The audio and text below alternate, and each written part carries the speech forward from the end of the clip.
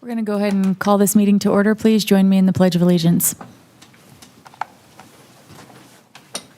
I pledge allegiance to the flag of the United States of America and to the republic for which it stands, one nation, God, indivisible.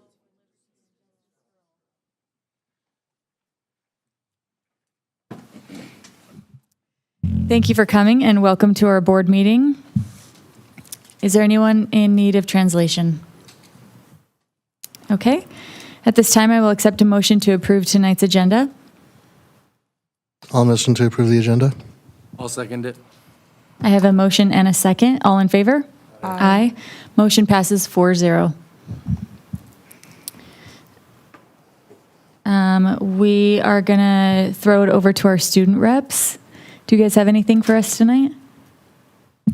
We did have a varsity football game on Saturday, which was supposed to be Friday, but the quality of the air was bad, so it got moved to Ellensburg, which is a good decision because, yeah, the air was better over there. And we won. It was a 49-0 for us, so that was a win for us, I'd say. Homecoming, leadership class is preparing for homecoming week on October 6th through the 10th. So excited. Our last homecoming week. Anywho, we did receive a lot of complaints from students about the off-campus lunch thing. Talking about how time-consuming it is. I'm a witness. I stepped out of class like at 11:20. I got off campus at 11:40. That's how long it took, and I came back by 11:55. Yeah.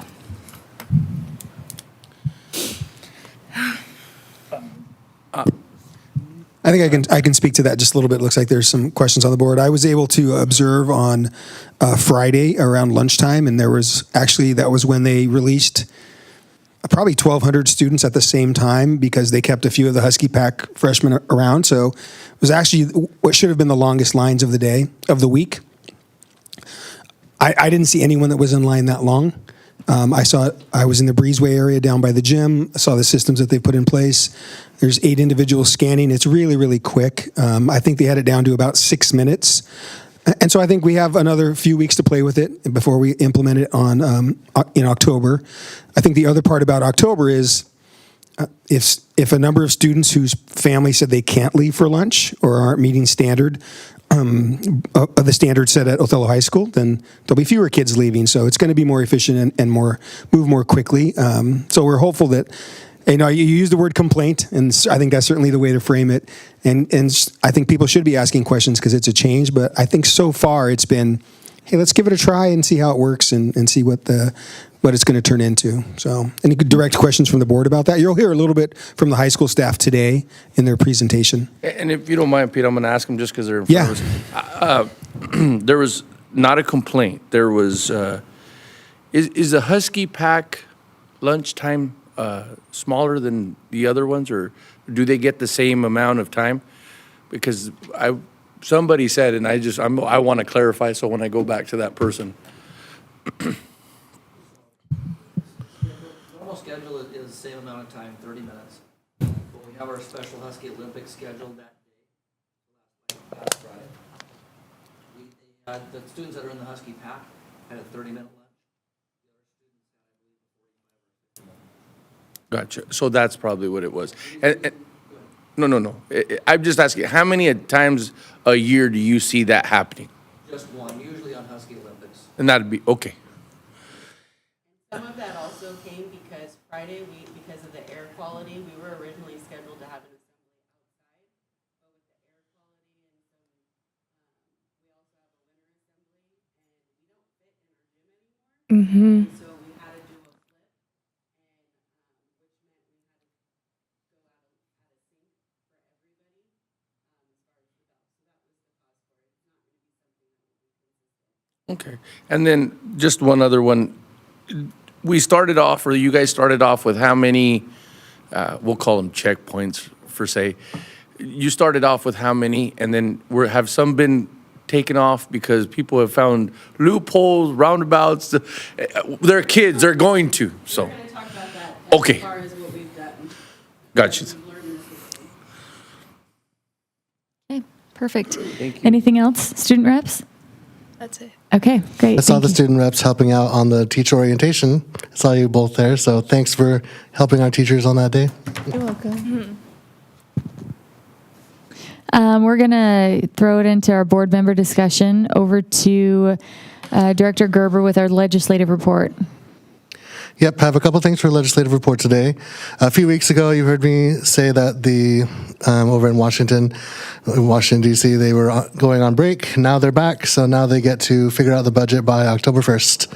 So they've got some time to hopefully figure that out. It's going to include some stuff on education for sure. So we'll be watching that. The second part is more of a local thing. Our WASDA General Assembly is the 20th, September 20th. And I just wanted to go a little bit over some of these proposals, just briefly. Superintendent Perez and I sat down for about an hour and went through these one by one. We talked about whether or not they would affect our district directly, what they would do for students all around. So how this works is that a school district or a group of school districts will propose some sort of amendment or a new proposition for WASDA. Once that proposal goes through, then the WASDA Legislative Committee will review it, and then they'll make their recommendation. So in this column over here, you'll see the do pass, do not pass.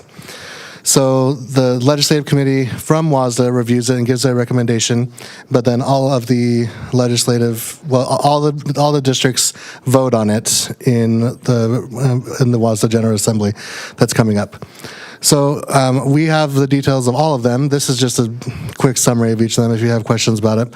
When we sat down and went through them, we aligned with everything that the Legislative Committee suggested. There weren't any that we said, oh, we think the opposite. Is that correct? That we felt like all the recommendations made by the Legislative Committee, by each proposal, were what we would align with as well. But if there is more input from board members on these things, we would take that into account, deciding how to vote. So there's some, go back up just a little bit. So the first two are proposed amendments to the bylaws. The first couple the first ones that you see do not pass. Some school districts wanted to kind of cut down on, so they wanted the model policies available to everyone at no cost, and that, what else were they changing about it, Dr. Perez? They were changing. There was a move to make, think about local control and local voice in some of the more controversial social issues, particularly in Washington State, that might be different than the current federal ideas around controversial topics. And so these districts submitted a proposal to allow more voice. I mean, that's their view on adding more voice. Yeah. When you read WASDA's concern with it, we're setting ourselves up for some expensive and lengthy legal battles. Is that what we want to do? Right, because when WASDA interprets and gives us these standard policies, they're not trying to take a side. They're just trying to look at the law and say, this is exactly how it applies to school districts. So so they recommended do not pass on those. Let's go ahead and scroll down. So the next section is for funding allocations. There was a lot of stuff, of course, on funding, and I think they were all recommended as do pass. So to clarify, these are things that WASDA says, this is what we'd like to focus on. This is what we'd like to lobby for, that we have these types of things being focused on in Congress at our state. So you can see there's some for transition to kindergarten, some for total PK-12 school funding, early learning funding, getting to school safely, and then there's some for multilingual learners, which would affect our district quite a bit. Stabilizing district budgets, state revenue, and for supporting student mental health. And you can see that all of the financial ones they recommended that we do vote on them, that we do vote yes for those. And we felt good about all of those. Again, I can give you a lot more information about each one if you'd like to read more into it and let us know. We'll just keep scrolling down to the governance category. The do not pass, that first do not pass one, they were trying to change some of the language around parents and families. So what were the key word in that one was primary. Yeah. So it was a simple, I think the word might have been important partners or our partners in the student's education, and the group moving this forward said they want to use the word primary. And then they take also out- wanted to strike through families. Yes. Yeah. They wanted to remove families from that and to just to kind of elevate parents' position in these decisions as stakeholders. And so that one they recommended do not pass. Governance training was kind of more training requirements there was one for school board members, and then there was one for all educators. That one's the school board member one, and they said do not pass. It was kind of putting more requirements for school board members. Learning, there was some on additional subjects, such as climate change education and sustainability, more science, more evidence-based learning that they recommended do pass. Then there's some on staff. There were some amendments on certification and unemployment compensation that were proposed, but they recommended to not pass those. Does anyone have any questions about any of these specifically?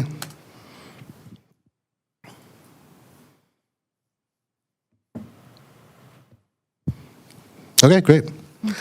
So that all the voting for that will be on September 20th. Each district gets a vote. Anyone can attend if any of you want to attend that, but I'll be attending and doing the voting for our district. So. And that's all I have for legislative report. Thank you so much, Aaron. Do you have anything? Yeah, I got, Pete, I don't know, I would like to ask, or I have questions, if maybe at the next board meeting, you could find me some information on the kinders. It was the kinder rollout. It was supposed to, I think I asked for it like 3 different times before the school year started of last year. And most of the times they said it was going to stay the same. Then I think it was taken down to a week. I'd like some information on why, and after asking so many times, why nobody could give us a clear answer, and what was the reasoning to make it that way. I'd like to know also on that one, what are the testing policies for the kinder kids? Like The testing? testing. Okay. And there was a comment made that they thought that here we are in the second week of school and they've already had all the testing done for kindergartners already. And it just seems to be, they're little guys. I mean, are we really gonna, yeah, I don't want to comment on anything until I get some information on it. Yeah, so we'll include something in superintendent informational items at our next meeting, and we'll have a focus around that. I get the gist of what you're asking. Appreciate it. So last year they had 2 weeks, right? Last year they had 2 weeks of this start, and this year it's just 1 week. Is that correct? You're testing my memory on that. I'm okay. not sure. I'll confirm all of that, and then we'll present that to you at the next meeting. Okay. Okay, we have a board site visit scheduled for September 15th, which is next Monday. We'll be meeting out at Transportation at 8 a.m., and we're supposed to bring a friend. So, Zaro, you're going to have to find one. You got only have 1 week. Can Just you kidding. be my friend? So don't forget to invite somebody to that. And at this time, I'll accept a motion to approve required approvals. I'll make a motion to approve the required approvals. I'll second it. I have a motion and a second. All in favor? Aye. Aye. Any opposed? Motion passes 4-0. Now we will turn the time over to Dr. Perez for superintendent informational items. Yeah, 2 items tonight. I think I want to start with Dr. Meek. He's going to provide some exciting news about a grant that we've been pursuing, and he's been leading the work around that, and he's going to share with you an update and the possibilities that it opens up for students in our community. Really pretty exciting. So I'm going to turn it over to Dr. Meek.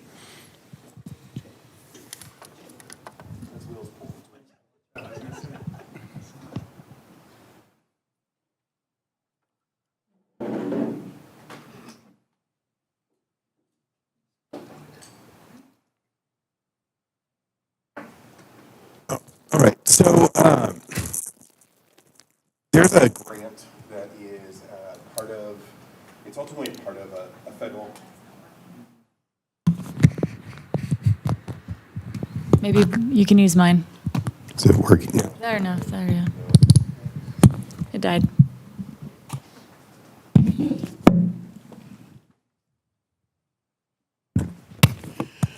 So there's a grant opportunity. It's known as the Nita Lowey 21st Century Learning Centers Grant.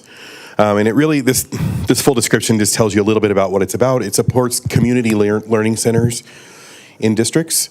It's more commonly, you may have heard of it as the 21st Century Grant. And actually, Othello had a grant a long time ago. We don't have an exact date when it was, but we know it operated at McFarland Middle School probably close to 20 years ago when it's all said and done. So we, last winter, started the application to apply for this grant. It's a rather lengthy application process, and part of the reason why it makes it lengthy is you have to design the whole program about what you're going to do before it's ever funded. And so we designed it in a way to serve all of our elementary and middle school students.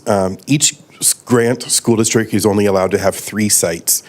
And so somehow we had to figure out what are we going to do with 3 sites. And in some districts you see they just pick 3 sites and those are the 3 sites that have it.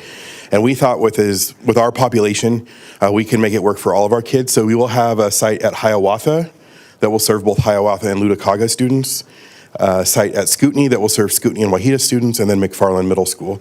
And in a partnership with transportation, in that model, Lutakaga and Wahita students would be transported from Lutakaga to the school for their after-school program. What is the program really? There's a variety of things, but the most often it's known as like the before and after school program. So it offers before school programs, and we've built it in a way that where we will have a safe, structured place for kids to go on Monday mornings during our weekly collaboration time. After school programs, and so throughout the week there's a couple hours after school with transportation provided. Summer programs, transportation snacks are provided to help with the differing schedule, and then we've worked very closely. CBHA has been a great community partner for us, and so they've come alongside us that they're going to provide some of the content and resources and different ways of kind of engaging kids after hours. So for example, you might see a little mini dental fair where they learn more about dental health after hours through the after school programs. And these initiatives really aim to provide well-rounded education for kids and students throughout the year, obviously having a safe place to be that's structured under the care of some loving adults. So it was announced last week that we did receive the grant. The grant will bring $2.5 million to Othello over the next 5 years.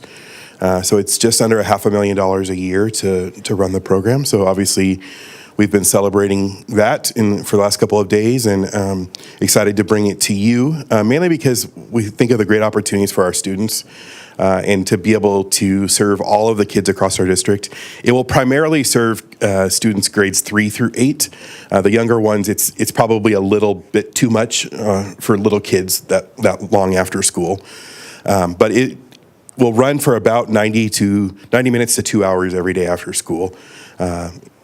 And it will be staffed with a combination of, think of after-school tutors that might be hourly employees for us. And then there's a teacher involvement component of it as well, because there is a connection with what's happening in the school as well. And so, like, I know in this room, both Mrs. Mirich and Will were involved in designing the programs for their school. Then Will changed schools, but he's still going to one that's getting one. So, they all had a very strong commitment to making sure that whatever's happening in the after-school program supports the work of the during the school day. So it's coming in January 2026, and so the grant notification just came out, and so we're getting everything in place, and with the goal of having it go live shortly after the first of the year. We have some staffing decisions to make around that, and then get kids enrolled and signed up for it. It's a structured program, so it's not just a drop-in center where you can kind of come and go. It would be where kids sign up and they go there on a regular basis, so parents can plan on it rather than just stopping in. So, any questions? So kids are enrolling in this, signing up for. About how many kids are we thinking it's going to be? Yeah, each of the elementary sites, the target goal is about 60 students, and the middle school is 80. So. And you said through the summer too, summer programs? Yeah, the summer, they will have their own unique summer school program. The summer school is very, it's meant to be very hands-on, very similar to what you might, if you've seen any like Gear Up summer school programs, some of the Lego robotics competition. I mean, they do different things to kind of get kids learning in other ways, because they're not, it's not just an after-school thing. So it's about a 4-week summer school intensive program. So, Josh, is this going to be a grade-based, how you get in, or is it first come, first serve? How does that going to work? Yeah. We haven't got that far down, other than I can tell you, we got priority because of factors and demographics about our community, poverty, our language, use in the community. And so we have to ensure that the grant recipients are also met, that we don't just take the first 40 kids that sign up at the door, because most often those are the ones with parents and structures in order to get them first in line. And so we will still develop that. Luckily, we have a lot of regional partners, especially the Yakima Valley has several of these programs in place. And so we will probably model and adapt some of their entry criteria of who we prioritize. So, Just out of curiosity, what school is that, or what district down there in that area has that? Grandview is the one that we've done the most connecting with throughout the application process. So. Do you by chance know if Prosser's has that same program? Not off the top of my head. Okay. Don't. Like what specifically is going to help the students like with this program? Like, is it just help on work, or is it just like little activities that you do in the program, or what? There's a lot of different things going on. If you were to walk into a 21st century grant program after school, you would see some fun. I mean, they do things like they'll probably do some physical activity to get the kids moving and get some energy out. There's some snacks. There's some homework time. There's some extended learning time. So they try and keep them busy for that time, without at the same time supporting their academics. And so one of the teacher responsibilities will have a connection with also making connections with the child's classroom teacher to see where there might be potential need for some intervention. And that's part of why we really wrote it in a way that supports what's happening in the classroom, because the last thing we want to do is create another layer of something else that confuses the student. And so we'll use some of the same materials and things. But okay, can you tell me again, how many students 3 through 6 get to do this? 60 at Scootney, 60 at Hiawatha? and 80 at McFarland. Okay. And those 2 elementary sites, remember, are 2 schools combined Yeah, for that. so it's really 30 per campus? Yes, although I anticipate that we'll probably have a greater interest from the campus where it's hosted, just because of travel and other things. But we will address all that as we get all the information. I was just going to say, is it going to be a rotating deal where like maybe this year, 2026, you had it at, let's just say Wahitas and Hiawatha, and then the following year you would switch it so that the other school would have as much access? Unfortunately not. The way the grant's written is it's a 5-year commitment. So for 5 years, we lock into those sites. At the end of that 5 years, we could consider, flopping them. But the 5-year rotation is because each of those schools is considered a separate grant site location. So we applied for 3 of them, which is the maximum any district can do. So. And it makes sense to have it at Scootney and Hiawatha because they don't have the gym that Lutakaga has, that I'm assuming if this program needed the gym, I mean, starting in October, the gym is booked from 3 till 9 p.m. every day between basketball teams, and same with Wahitas. Like they just gets a lot more utilized than Scootney or Hiawatha, I would imagine. You want to talk a little bit about this rotation of students, perhaps at a quarter or semester chunk or trimester? Yeah, so we do also have the opportunity that when I gave you those numbers, that would be total students at any one time. And so it's also possible that maybe a family or a student, they sign up for just a quarter or a semester because of either need, or maybe there's a work situation at home that they need it for a chunk of the year, and so then it can be rotated through. So those slots are, in fact, one of the grant program requirements we have is to ensure that we're getting regular attendance, that we're getting as close to 60 on a daily basis that are attending. And so what they usually do actually is accept a few more than 60, kind of like the airlines, how they oversell a flight, hoping that it's full before you leave. It's the same sort of mentality, is that, we might accept 65 knowing that on any given day there may be some out sick or other things. So, all right. Thank you. All right, thank you, Dr. Meek. Exciting opportunity for the district, and I think in these times when we're talking about the financial constraints that many districts across the state are facing, it's nice to have an opportunity to create something new for our kids and for our families. So, all right, next we're going to hear from Othello High School, and I think Liliana set us up perfectly when she talked about her experience with the lunch, and that's because oftentimes when people don't have clarity, it creates confusion and can create complaints. And I know that there's been some discussion about some of the changes we've been pursuing at Othello High School, and I think there's some significant ones that have occurred over the summer and leading into the school year, and it's been a pretty smooth start over there at the high school. I do want to acknowledge that. It feels good when you walk in that building, and if you drive around the campus now, and the sort of the enhanced sense of order, I guess is the word I would use, even in the parking lot and whatnot. So I wanted the high school staff to come in and take some questions from the board and to share with you the work that they're doing. Also because I made some commitments, and so did you, to the families and students from DOHS. And we're just a few days into that experiment, and so I want to make sure we update you a couple times throughout the year about how we're keeping our promise to those families and kids. So I'll turn it over to Kat and her team. Hello.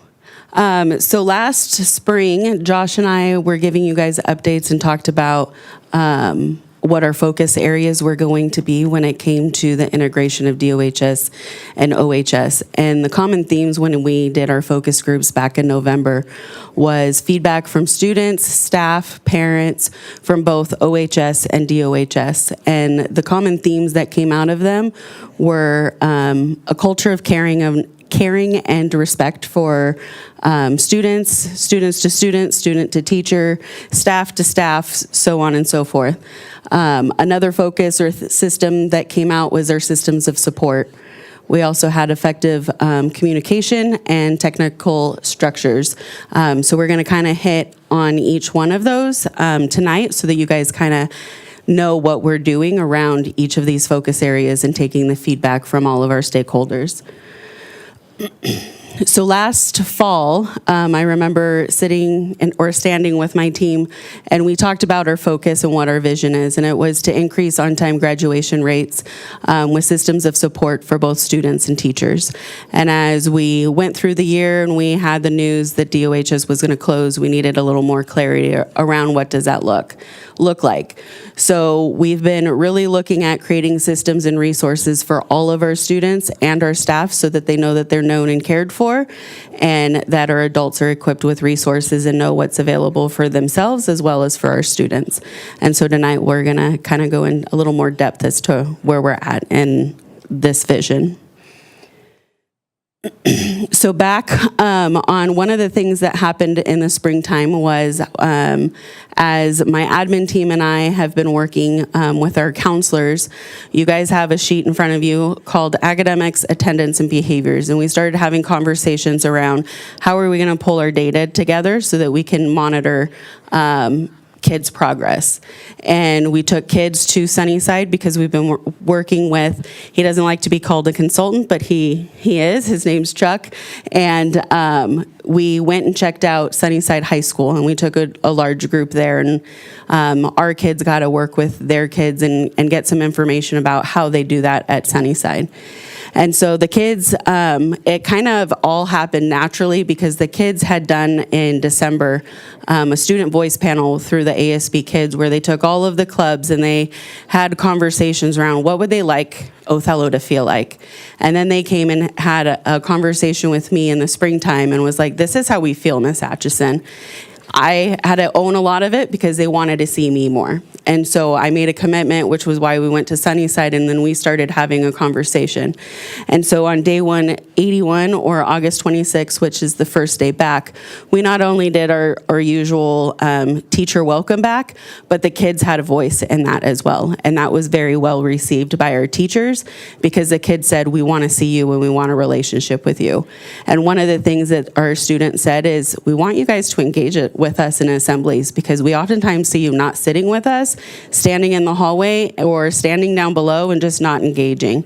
And so our first assembly, that was whole school, which unfortunately, because of the size of our school now, we can't do a whole school assembly. Our freshman class fits the entire side of one side of that gym. And so we ended up having time for a dodgeball, staff versus student dodgeball. And we had students, as well as our school SRO down there and engaging with our kids and having a competition. So it was really fun to engage with the kids and have that activity with them. And the teachers really liked hearing from the kids about what they want to hear from them. And so our teachers have been doing a great job at finding ways to engage and build relationships with not just some of our kids, but with all of them. Some technical structures. One of the things that was not part of the original plan was putting in fencing. The building has had ongoing conversations around safety and what does the backside of our campus look like, because it was so wide open.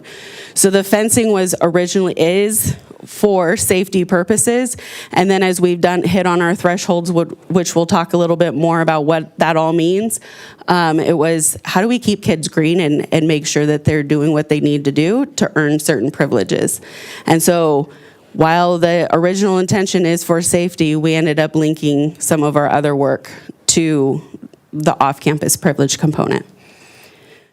And the biggest piece with the fencing came from when Scott and I, at our last PAC meeting in May, as we shared our discipline matrix with them so that parents were aware of that. The biggest thing that came out of that meeting was the parents really begging us to really address our off-campus privilege. And our data showed for the last 2 years, our lunchtime, kids leave and they don't return.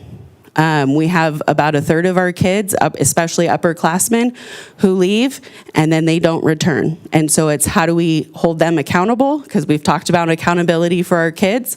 And this was one of the ways that we were like, this is what we have to do to ensure our kids return. So I'm going to let Scott talk about our green systems of support. Okay, as Kat mentioned, she talked a little bit about data and thresholds. I'd like to talk to you guys a little bit about that. You have a couple of handouts. First, if you guys could take a look at this one, has green at the top, yellow, and red. And you can see on the left-hand side over there, those are what we call buckets. These are the different categories that we collect data from.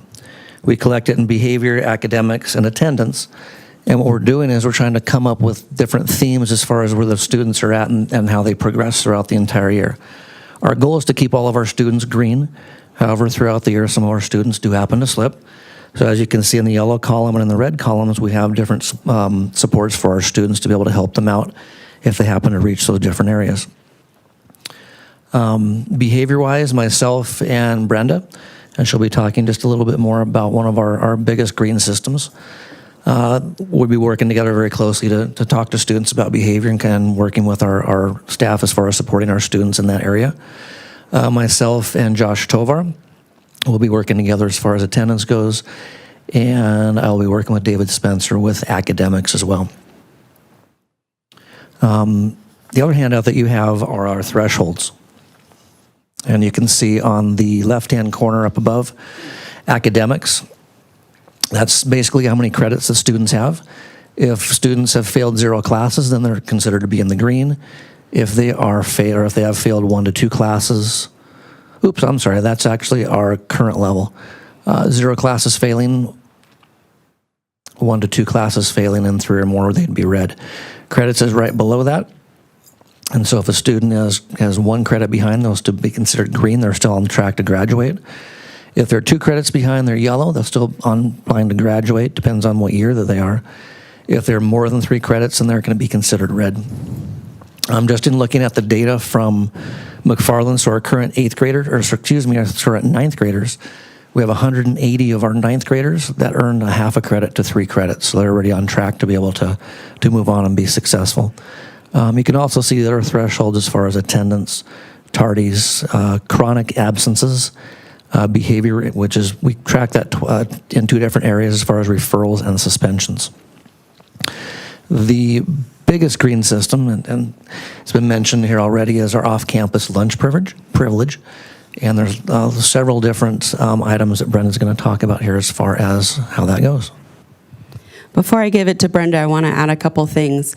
Our thresholds came from a collaboration with not just our counselors, so we're all speaking the same language, but last year we also took it before our department chair meetings and had them to give feedback around what they thought, and then we started a behavior leadership team which was focused around culture and also put this in front of several teachers. So teachers have also had feedback as far as when we're talking the same language, we all have common language around what we're looking for when it comes to kids' expectations.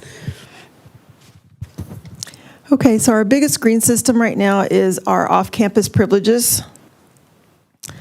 And how is it going? It has been adjustments since day one. So the students are learning the procedures, we're learning the procedures, we're pulling paras and other staff to help us, and they're learning the procedures. And we receive feedback. We've received feedback from the students, the teachers, and then also everybody that from observations, and then also anybody that was scanning. And so we made adjustments as we went. We started out with 4 exits. We started out with the main office, the breezeway, and then the 2 at the gyms, like the main gym and the auxiliary gym. Well, what we found out really quick was that we cannot use the main entrance for an exit because that's where all the kids go to get their regular lunch. The kids are coming in from seminary and running start, so it was more of an entrance than it could be for an exit. So we had to take that exit off and make that an entrance only. And so then what we moved to the 3 main exits. So we still have the breezeway and then the 2 in the gym. What we're trying to train the students to do is they all want to come through the breezeway, and we're trying to get them to go down the gym hallways, to go through those 2 entrances.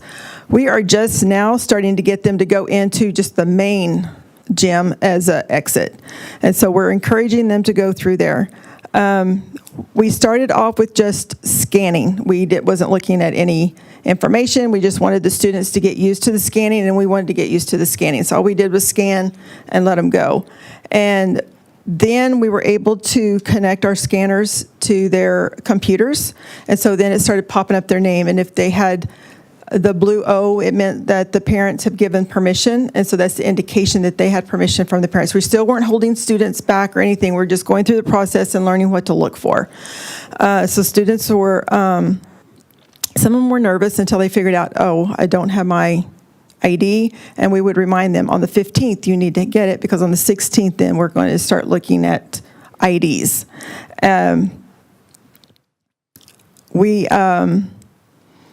So they're still being reminded to get their IDs, and then after that phase is through, then we're going to start looking at, okay, do we have the parent permission for you to leave? And then we'll implement that piece. And then by the 29th, we're hoping to have the whole thing integrated. So we'll be looking at, are they eligible, which means we go by the thresholds. If they're in green, they get to go. Also, they cannot be absent to their class after lunch. So they have to get back from there. I'm going to be pulling the tardy information starting tomorrow and start having conversations with students. Say, you know what, this is how many you got. If this continues, you could lose your privileges. So we start having those conversations. As far as students returning, it's awesome because I stand at one of the doors and greet the kids whenever they come in. And I've had a couple of kids say, okay, I'm going through this one because it's my favorite entrance, because I'm always telling them, welcome back, have a great afternoon. The kids are starting to high five me or fist bump me and everything. So I get a thrill out of that. And we've even noticed, we'll call out, so okay, you've got 2 minutes to get to class, and then you start seeing them like almost jogging, trying to get to class on time. So it's pretty awesome. So that's been a good thing. The parking lot supervision, with the fenced in, we're able to kind of scan the back to make sure everybody's safe and it's going well, and then move to the parking lot because of all the movement that's happening in the parking lot. And I had a parent come in and talk to me about a different situation, and while she was in there, she really did tell us, she goes, seeing everybody in the parking lot, seeing the adults in the parking lot, it makes me feel safer that my student is being looked after and feel safer. So I shared that out, and I really thought that was a positive thing from our parents. Could we pause just for a moment? And Sure. I wonder if there are any questions or comments from the board or the student reps at the end of the table for the team. Can you speak a little bit more to the difference in the parking lots? I'm not familiar with what are the changes to the parking lot situation now? Oh, so the parking lot now, we've closed the gravel parking lot last year towards the end of the year because working with the church, the kids were just leaving too much trash and garbage, and it was just impossible to keep it cleaned up. So we closed the gravel parking lot, and now they have to park in the student parking lot. We also have their parking passes. They don't cost the students anything. They just have to come and show us that they have their driver's license, their registration, and insurance, and then we give them a pass. And we just need their passes hanging up in their windows. Our staff also should have some in their car also. So then that we know if we need something or we need to identify, we can if we need to deal with something. So what's happening is we have Josh out there watching the parking lot. All of us have been out there at some point or another, and Kat has been out there with Josh most of the time. Scott has helped out in the lunchroom, and then if needed, he'll go out there. I've been observing the scanning more, so I haven't been out there as much to watch that. And then also our security, I have them scan the back, and one stays in the back, and then I have another one come up and help us in the parking lot just to watch the cars. So we're watching for speed and parking and safety.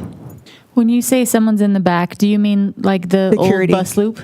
Yeah. That's the back Yeah. area? Yeah, so the Okay. back area that has been fenced in now. Yeah. And then what we're also having to do is the kids haven't learned that they can play soccer on, what side of that? By the softball By the field. softball field, by the baseball fields. Okay. Because they would play soccer in the softball, and now since they're not leaving campus, they're looking for a place to play. And so when they found out they could play there, I have a feeling it's going to start getting bigger and bigger again. Okay. Are you guys scanning on the way out and on the way in, or just out? We just scan out. Their check-in is being on time for class. And then, so once we get all of that in place, I will be looking at tardies, and I will be looking at the attendance for either advisory or fourth period, whichever class is after lunch. So you said, I think, correct me if I was wrong, you said 6 people were scanning on the way out. When you guys do start to figure out that kid has a tardy or do you feel like you're going to need more people there just because you're going to run into an issue with more kids trying to leave the school that don't have permission? That's one of our next steps of things we're going to be processing. Parking passes. Is there a consequence for parking without a pass in the student parking Well, lot? right now they're getting notices to get them. And then what we'll do is we're looking at, okay, what are the next steps for that? Because if they're parking or if they are violating that, then what can we put in place? So they'll get some warnings, and I'll have some conversations, and I'll bring parents in and have those conversations. And then there's, we're looking at maybe a fine or, okay, you lost your privilege to park in the parking lot. So we're looking at what we can and can't do, and so we'll probably get some feedback from our team and maybe our students and go from there. I think back when we were there, I think they charged us I think it was like $10 or $20 to park. It was a different day. We were allowed to charge fines. Yeah. But I think if 745, if you drive down Hemlock or down 7th, I was surprised by the number of student cars parked on the road, not in the parking lot, because they had been enforcing bring your license, bring your insurance, let us know you're safe to drive. And so it seems like some students have migrated out there. I want to go a little further back, and Josh, on this one, I think it's going to go to you. So does a student have to be in the red to go to the hub, or can a student who let's just say got out of the red, went to green, but So just we're- feels comfortable? We'll answer that question if you can hold it, and then when. it's the Oh, next- I'm, it's the I'm, next one. We're almost all getting right. there. I had to check more. Sorry, my bad. I have a question. Let's say a student, wakes up in the morning and they're a little bit sick. So their parent lets them stay home for first period and then calls the school and says, so-and-so is coming in at second period. Is that considered an unexcused absence? As long as the parent excuses them, they'll be okay. Okay. We're talking about unexcused absences. Okay. How many excused ones are you going to let out before you decide to put the hammer down on that one? Because that You only get 10 and then no, they're cutting you off. I mean, in all seriousness, I'd like to And that's see even 3. been a conversation amongst our team about the chronic absenteeism, like how are we going to handle that? Because a parent can call all the time and say, I'm excusing my kid. When do we say enough is enough? Yeah. I support that. I support putting a number on that one. So the section up for chronic, that's only unexcused? That's both. Chronic is both. Okay. Okay, any other questions before we move on? I have a question. So, I mean, I've heard it more specifically from seniors because it's their senior year about the parking lots.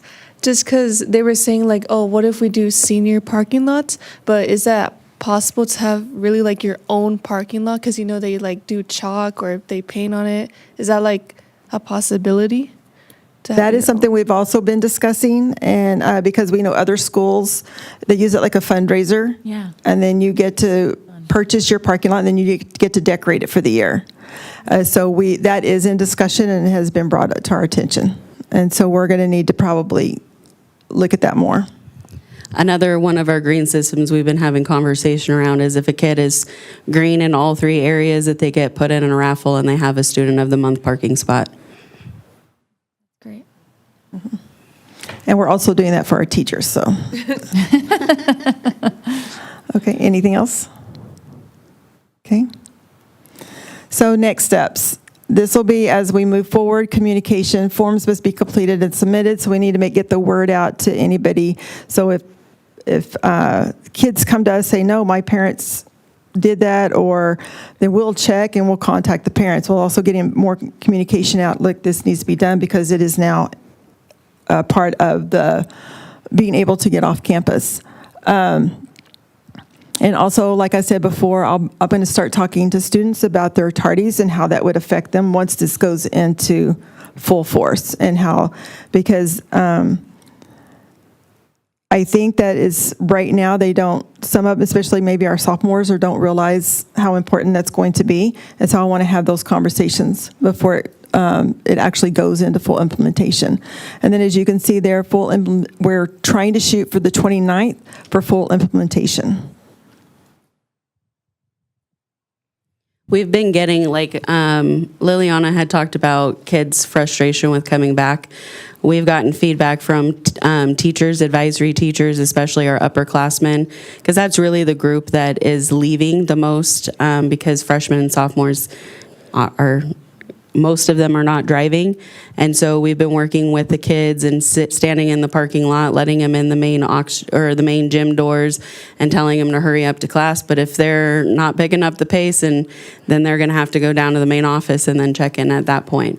So we're working on the return piece so that we can get kids in their classes as quickly as possible so that they're marked present and not late. So these are just some pictures this is our Friday when we had everybody on one lunch. And I want to say it took anywhere from when we timed it, it was about 6 to 10 minutes for everybody to get out. But it's going to be a lot of hands on deck when it comes to a one lunch schedule, because it's a lot of kids. We have 1,451 kids at the school. So we're trying to do it as quickly and efficiently so the kids can go get their lunch and return in a timely fashion. How often do you have one lunch period? Is it on a normal day? Are there 2 lunches? There's normally 2 lunches. The only time that we really use a one lunch is when we have things like we'll have the Healthy Youth Survey that the 10th and 12th graders will have to do. We'll have Husky Olympics. So it just kind of depends, but it's not too frequently. I would say it's no more than 6 times a year that we have. So on those days, it's all hands on deck because we got to make sure we get everyone out as quickly as we can. But those days are typically paired with an extended lunch period already. Yes. Yeah, so they'd have extra time compared to the normal time. We've heard a little bit about how student perspective and the feedback you're getting from students and families. What are you hearing from teachers about these changes? So we've had teachers really excited because they have had kids that have been on their rosters and they've never seen kids. And so kids are actually showing up to class. I even had a kid go, it's really good to have all of the students in class because people are showing up. So it's starting to have a positive impact, and kids are showing up and doing what they're needing to do, and they know the expectation, and we're making some gains there. We're still working on the tardy thing because that still is a little bit of an issue, but we'll get there. Yeah. Does it notify the parents that the student checked out, or is it just the student checks out during lunch? You know if it... Yeah. It doesn't notify the parent right now. Right now, what it does is it pulls up the name, and the indication is a blue square with an O in it for off campus. And so that's what we're looking for. We're looking for that blue O. And as long as we see, once it's implemented, if we don't see the blue O, then we're going to be asking the student to go back. That right there is when I'm thinking we're going to need some extra support, because that'll be another change the kids will have to get used to. And so the support in, okay, how do we guide the students back on campus if they can't leave campus? We'll be calling your mom tomorrow to let her know the apps that she can put on your phone. No, it's not for me, just for other students. You're looking out for the other students. That's so wonderful.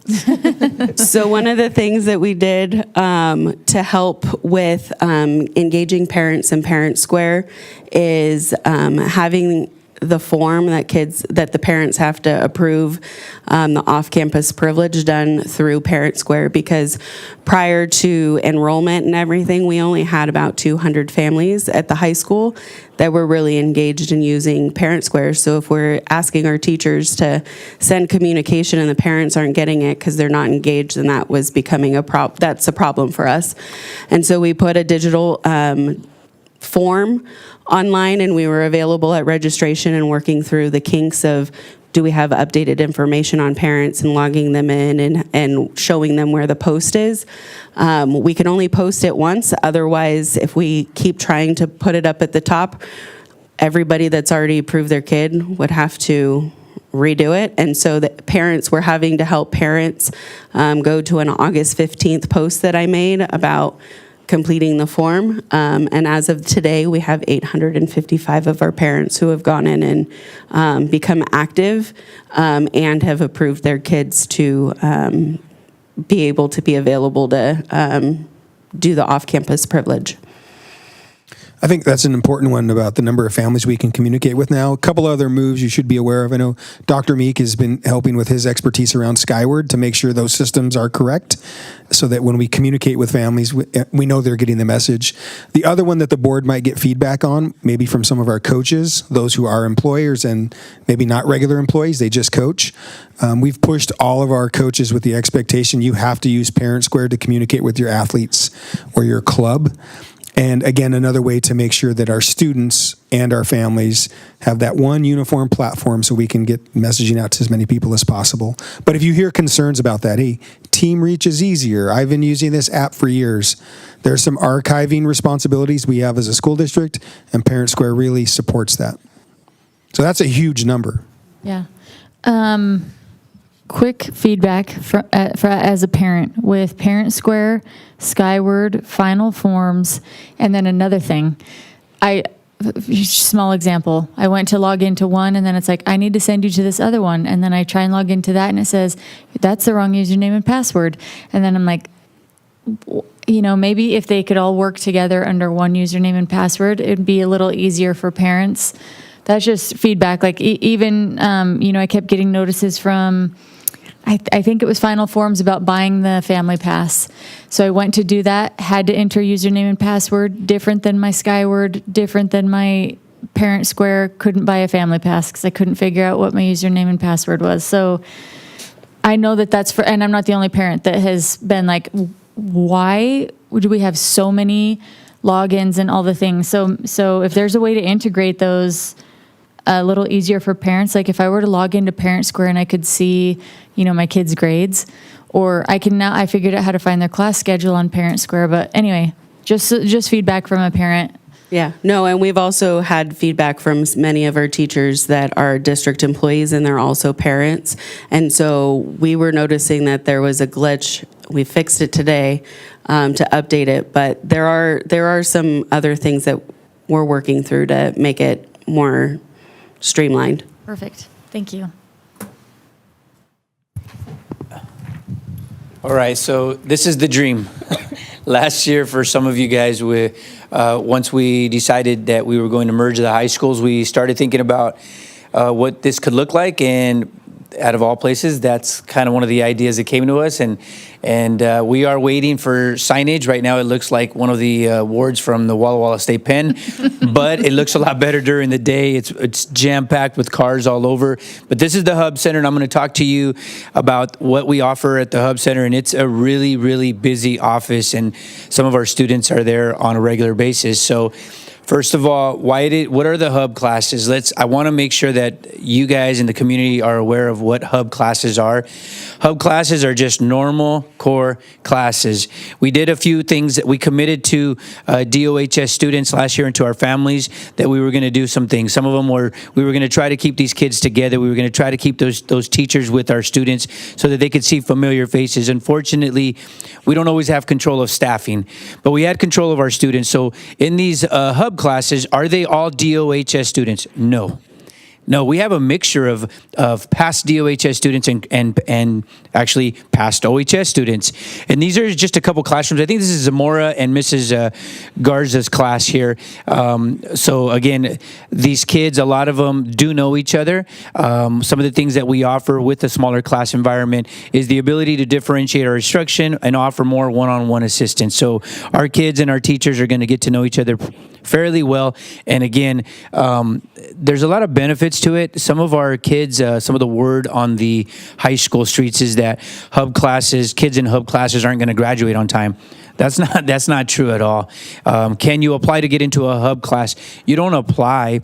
If the counselors feel that would be a good placement, you may be placed in a Hub class. So again, this is our Hub classes. Yeah, Hub classes are, yes, thank you, Brenda. So Hub classes, they're not in one location.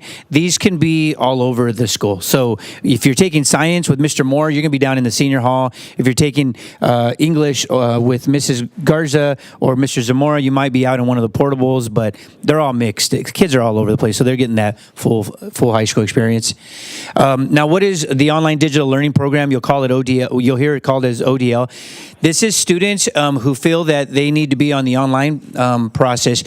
It's not just up to the student. There's an application process online. It goes through our teaching and learning team. They have to look at several factors to decide whether or not students are going to qualify and be accepted into the online digital learning program. And the reason for this is because if we don't have all these factors in place, then what we end up doing is just placing kids that don't want to be in the traditional setting online, and they're not going to be successful, and they're going to fall further behind. The online digital learning program is an ALE program, alternative learning experience, and one of the biggest and hardest stipulations under this ALE umbrella is kids have to commit to being in the program. Edgenuity is the platform that we use for 27 and a half hours. It's a little over 5 hours a day. So again, for me, who's probably not the most tech savvy person, I would rather be with a stand-up teacher than online, but there are some students in our community that absolutely need the online digital learning program. Currently, we have anywhere from 15 to 20 students. We just got a couple today. So again, just so you know, there is a pretty strict process to get into it. Mrs. Jones is our teacher. This is open to MMS students as well as OHS students. So again, depending on the need, is whether or not these kids are going to get in there. So there's learning plans that reflect how these kids are doing. And then if they're not progressing, there's intervention plans that are also put in place with a lot of parent meetings at the end of the trimester. If these kids are falling further behind and they're not successful, they will be sent back to their respective schools, whether it was MMS or OHS. So here's an example of bottom left-hand corner. That is one of our classrooms there, Mr. Jones.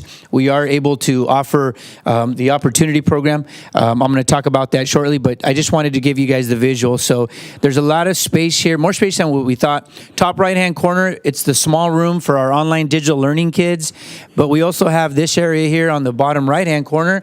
We also have students who need to come in for a timeout or maybe overage from the ODL program or overage from our other program that I'm going to talk about next, which is the ODL. And the bottom left-hand picture is an example of an area that we're using as a lab, for the record, a lab, not a classroom. Okay, so what is the Opportunity Program? The Opportunity Program, this is a diverse program for students from MMS or OHS who have had a different experience at school and they just haven't been successful. Some of these kids might be long-term suspended. Some of these kids might be short-term suspended. Some of these kids, they just flat out tell us, I'm not going to make it in a regular school system. I need something else or I'm not coming to school. These kids are not of age yet to enter perhaps our Open Doors program. Some of these kids we're dealing with right now, they're at Martin Hall right now and they're communicating with Brianne, their counselor down there, and they're calling us, telling us, hey, when this individual gets out, they're not going to make it at that school. So what do you got to offer them, Tovar? So what we have is Opportunity Program. The content that we use is Edgenuity, or if it's just a short-term suspension, what we do is we communicate through Google Classroom with their content teachers, and then we ask for the assignments. A lot of them are placed on Google Classroom. So we have we have a certificated staff member and a paraprofessional that are helping these kids when this need arises. And currently we have the opportunity and the privilege to offer an advisory class through the staff member, as well as an English 10 class that we're using the Opportunity Program for. But we don't want to continue, we don't want to offer too many classes through the Opportunity. We want it to be a place for these kids for when they need it, because if anyone can predict discipline, that would be amazing. We just don't know how that's going to be. Or if we can predict enrollment for this, that would be amazing too. So again, some of our main partners with the Opportunity Program is Adams County Juvenile Court.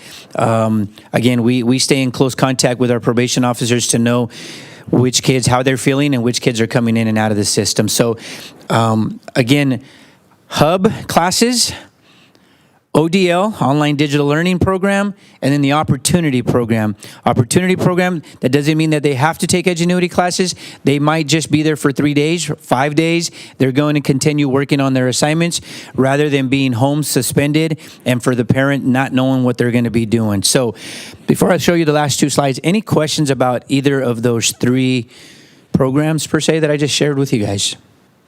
What is the ALE rules? ALE, so it stands for Alternative Learning Experience. It's a license that our school district has had, and under that license, we get audited, and there's certain rules that you have to follow. There's a lot of them, but one of the main ones is every student has a learning plan, and students are required to be online in the program for 27.5 hours a day. Now, let's say a student didn't get on today, but tomorrow they get on for 10 hours. That's okay. Just try to get to the 27.5 by the end of the week. I have a question, Josh. Yes. You said that if a child was suspended or for 3 days or 5 days fighting, let's say, Yep. you'd offered that program to them for 3 to 5 days. We might. It's a might. What would be the Risk factors. Meaning, for example, it depends on the severity of the discipline. If a student is put out on emergency removal and we're going to have to run a risk assessment and the team decides, hey, we can't have them on campus until we run the risk assessment, there are things we can do. And the reason why I always say maybe, because we don't know every situation, but let's say 2 kids got in a fight. Can we have them both there at the same time? We might have one come in the morning and we might have one come in the afternoon. So like, just say a fight just happened at school, 2 kids got in a fight.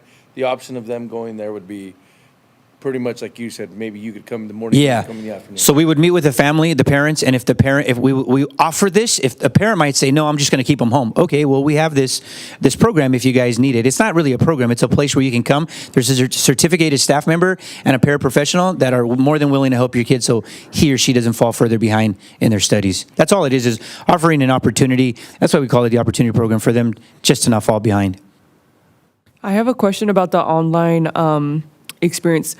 They're coming into campus to do that, correct? Or are they doing it at home? So they have a choice. So we have every situation is different. We have students with massive anxiety disorders. It's really hard to get them to come in, but we work towards that. Yeah. And eventually they're going to have to take some stand-up classes if they want a pathway to graduate. They can do both. We have many young ladies who have just given birth literally this month, and they're going to come in eventually, but they're working from home right now because of the medical need. We have like every situation you can think of, and Mrs. Jones works with every student. And again, if you say you're going to work from home and you haven't been in the system for a week, you're not going to be working from home very long. We're going to make you come in, and if you don't want to come in, then we're going to have to make some changes, and that's where those intervention plans come in. So we got like 3 interventions. By the third one, you're probably going to go back to your school because the online program is not working. So what I'm trying to say about the online program is you have to be pretty self-disciplined, and you have to put in the work. Otherwise, it's not going to work. You're going to fall further behind. I just want to add a couple comments. One about online learning. So these are students who have maybe not had success in other more traditional settings, and it can be difficult to stay online. It also happens at the other end for a number of our Running Start students every year who, as juniors, decide that they're going to go to CBC and they're going to take all their classes online. And then they show up 2 months later and they haven't done any of the work. They haven't been able to maintain a schedule, and they're back in our school. So the online platform is very difficult. I think what Kat started with, though, is really important to connect to all 3 of these, which is on-time graduation rate for more students. And all these programs are designed around that. How do we make sure we provide a meaningful diploma? Because if you've been suspended, your likelihood of graduation goes down. If you have some mental health issues or concerns, or you need some supports, your chances of graduation go down. You have a medical need and you're missing school a lot, chances of graduation go down. You're tardy a lot or not coming to school, and so we're tightening up the campus, incentivizing people to be there. Chance of graduation goes down. All of those risk factors, right, that we would find in other areas, these programs are designed to manage and deal with that.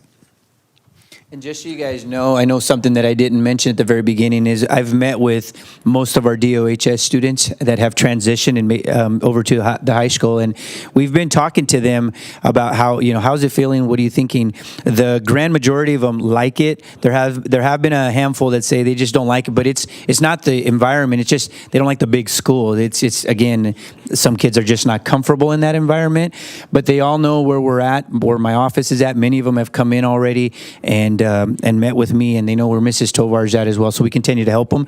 So just to kind of end with a few more resources from the Hub Center. Obviously, in the front top middle is Mrs. Reyes. That's our front office staff. Bottom left-hand side, these young ladies here are our MSA migrant student advocates. They're also in this building. Gear Up on the bottom, students that help out with all the Gear Up program. It's also in this facility. And then to the right is Mr. Lopez, our SRO officer. His office is there as well. And then I don't think we included a picture, but we also have our athletic director.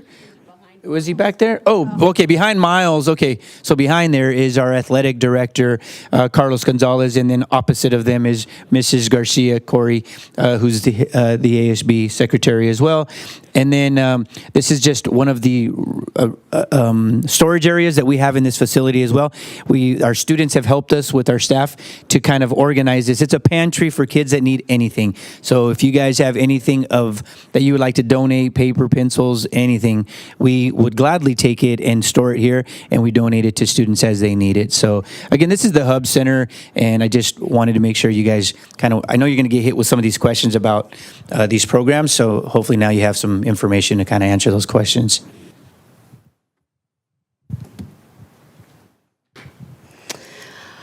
We need to first give a huge shout out to our maintenance and our tech department because after summer school, they were diligent, and well, even before summer school or as it was going on, taking out carpet, putting new stuff in, creating some space for our SRO. So there was a private, place when he does some of his investigations. And so and then it was moving all of the furniture from DOHS over to accommodate the things we have going on out in the hub center, as well as throughout the campus. And so we really need to give a shout out to our maintenance crew and our tech team because they've been, we've asked for one thing and then we're like, hey, by the way, that's not going to work. We're going to need it this way. And they've done it without question, without any complaints. One person I need to give a huge shout out to, we offered a thank you lunch for them on Friday, and one in particular doesn't like the recognition, and that's Travis. He's all of them, from the summer help, moving things, all of that. They've been hands down the best, and we couldn't have the campus that we have if it wasn't for them. So we have all said at one time or another, we are so appreciative of them. And so we just wanted to let you guys know we can't have the campus we have if it wasn't for them. Some next steps for us is we're working on trying to make our data visible to our staff and students. And so one of the things that we are doing, we're actually starting to ramp it up right now, which is pulling our data for attendance, tardies, attendance, academics, and we'll be pulling that and behavior. We'll be pulling that every 2, 4, and 6 weeks and making sure and aligning our systems. So some things that we have going on to support academics is you're gonna see some communication about Saturday school for all grade levels. You'll see some morning. We're gonna be doing some things with their paras to provide some academic support before school. And so we're really just trying to ramp up the support, but also prepare for if we have a lot of kids who can't leave campus, where are they gonna go? And what does that look like? And so we're just trying to align that, get a bunch of data and get feedback from everybody to try to streamline it so that when this goes into effect at the end of the month, we don't have a lot of people that are like, this is so out of control, because we've been practicing it now and trying to change the behavior that we would like to see. And then fine-tune any of the technology or the things with like Parent Square and all of that type of stuff. So those are some of the next steps that we have on our, for the coming month.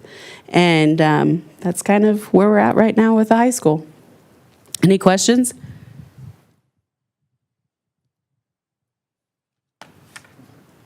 In the column for academics where it says in the red, Monday homework club, is that just like before late start, like is just tutoring? So what we're gonna do is on Mondays during late start, any kid that is yellow or red, we'll even welcome kids that are green that want to make sure that they have an opportunity. We're working with Gear Up. We've been working with National Honor Society, Ms. Simpson, to coordinate having some tutors come in to be available for some courses to be able to offer tutoring. And then we're also working with transportation to be able to, if you need to come in and we know that you need that support, we're going to have buses that are going to go out and pick up students and bring them in so that we can have that support for students before school even starts. And we'll do the same thing with Saturday school. We started it last year. Scott was going around in the morning, and then we also provide breakfast for the students. Because one of our big learnings last year was we had students who would skip during the school day, and then they would come on Saturday, and to us that was there's a need and they feel comfortable here, so let's offer an opportunity for them to get food too. And so we'll be making sure we have that as an option for our students as well. At the beginning, you said that some of the student feedback was that they wanted to see you more. So that must feel nice, right? I'm sure that's not the experience of all principals and vice principals. Yes, they are seeing me a lot, but I'm also getting some really great feedback from the kids. They're excited. At first, they were a little hesitant. Kids have said this feels like jail, but it's not. Now that they know what to expect, and we have had some students who have hopped the fence, but they now know that we have cameras on them and we're greeting them when they come back from campus. And we're like, why did you do that? You were allowed to exit. You didn't need to hop the fence. So we've been, going through the motions, and kids are realizing we see you. One of our key learnings from Dr. Selena, who's been helping at the high school, is how important language is, that language matters, how we speak about things. And I have heard anecdotally this comment about it feels like a jail, right? That's a very easy thing to say, a thing that you hear in other contexts as well. The vast majority of people who say that have probably never visited a jail, let alone been a jail. And so I'm not sure they understand how they operate. Because you could also say, driving by it, wow, that feels like Simplot, where they have fencing around their building. Wow, that kind of feels like CBHA, where you're expected to check in and check out. Hey, that feels like CBC when I visited, and they have these process. So it's about process and safety and controls. And I think it's important that those of us who work in those spaces can challenge that narrative a little bit and say, that's not the intention. We don't want it to feel institutional, because when you walk in, it doesn't feel like that at all. It feels safe, it feels orderly, and it feels comfortable. And I've had some teachers who've taken a half day and they try to come to campus, and they're like, wow, now I understand, like, I wanted this, and now I really feel safe on the campus because I can't get in, and I know that just someone randomly from the street can't go around barriers or anything like that. The kids are in. And so there tends to be, right now anyways, and I'm going to regret this tomorrow, but there does seem to be some ease of what it feels like. Well, I know that when I tell my kids they can't go to their friend's house, they say that my house is like a prison. So that means nothing to me. And most homes have a fence around their yard, and they can only come in the front door unless they have a key, so that's just teenagers. I think it's great. I think I witnessed many times last year my own student leaving campus through the south lawn back area that you call or that you refer to it as, and many students leaving campus at all hours of the day, just walking across the street, whether it was to the softball fields or they kept going or to their car or whatever, but they were not in school. So I think that I think of Josh, who has a giant yard, and he has a fence. So lots of people have fences, and I think that it's not only to keep you in and keep you safe, but, keep people who are up to no good out as well. So I think that that's great.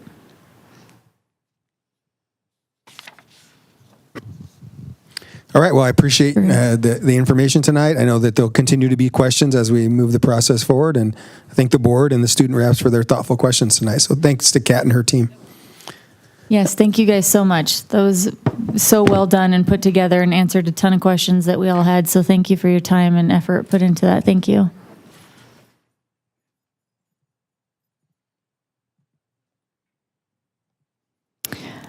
At this time, we'll move on to public comment. Do we have any public comment tonight? None submitted. Okay. Moving on to upcoming events. Like we said earlier in the meeting, there's a board site visit at for food service, transportation, and maintenance on September 15th, and then our regular scheduled board meeting on September 22nd at 7 p.m.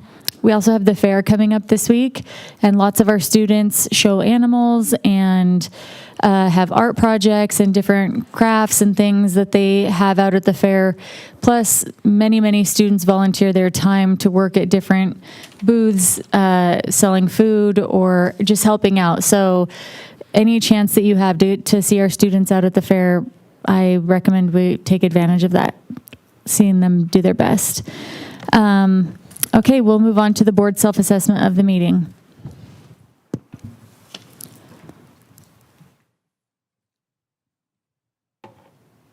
Really great presentation from our high school staff. Thank you so much.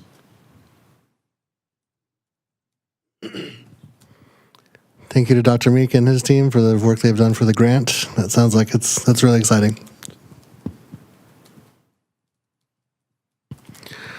I know Carlos Gonzalez isn't here, but I did want to thank him and the district for all the work they've done this last week with the air quality stuff, rescheduling sports events and practices. I'm sure that was a lot of work, especially for the first week. So thank you to the district and to Carlos for all of that. I want to say thank you to the students as well for giving us their honest opinion on how things are going. I mean, your guys' perspective is important as well, so.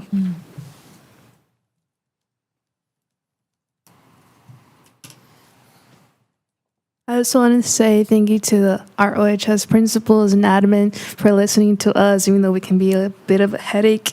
But I love that you guys always are willing to listen to us.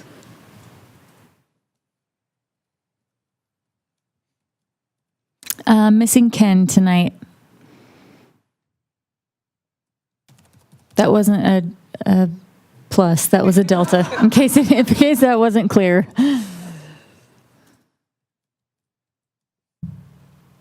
Anyone have anything else? Okay, at this time, the board will recess into executive session for 45 minutes to discuss potential litigation and performance of a public employee. This meeting is adjourned.